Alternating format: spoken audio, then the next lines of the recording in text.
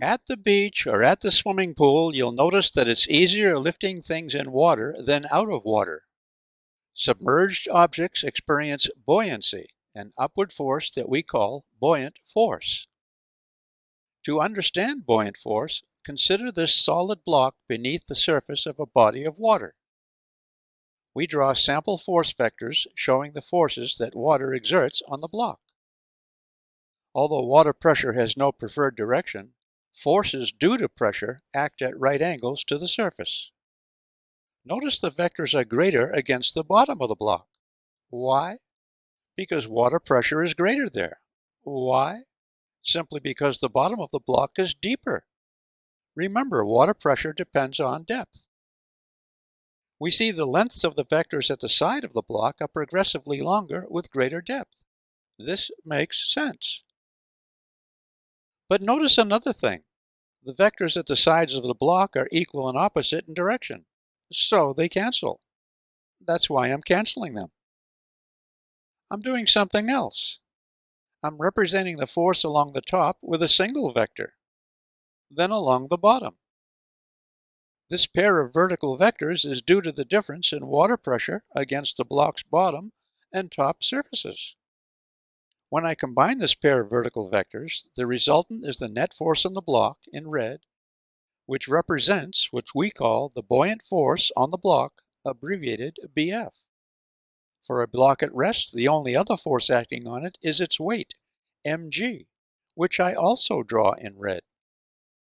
Center of mass is in the center.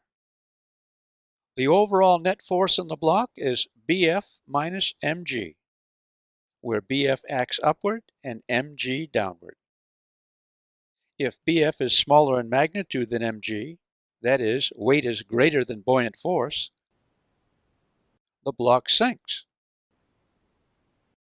If BF is larger in magnitude than mg, the block will rise and float on the surface. In the case where BF equals mg, the block would neither sink nor float. Something that neither sinks nor floats is a fish. Is there a buoyant force on a fish? Most certainly, for its bottom surface is deeper in the water than its top surface. And how much buoyant force acts on it? That's right, just enough to balance its weight. So the BF on the fish equals mg in magnitude. So what's the net force in the fish? These equal and opposite forces cancel to zero. And the fish is happy because it's at one with its environment. Interesting? Which is to say, yum? I hope so. I've used the simple cases of a block and a fish beneath water. The same reasoning applies no matter what the shape of the object. Some part of anything submerged is always deeper than other parts, so there will always be unequal pressures, and the horizontal components cancel out. So if somebody asked you why a heavy boulder is easier to lift when submerged in water, could you offer an explanation? Would you begin with the fact that the water pressure increases with depth? That the bottom of the boulder is deeper, so there's more water pressure acting up against the bottom than the smaller water pressure pushing down on its top? And the difference in upward and downward pressures result in different size forces? The net force of which is the net upward buoyant force? Would your explanation be something like this? I hope so, for if so, you've got it. Let me leave you with a question. If liquid pressure were the same at all depths in water, would there be a buoyant force on a boulder beneath the surface of water? Why or why not?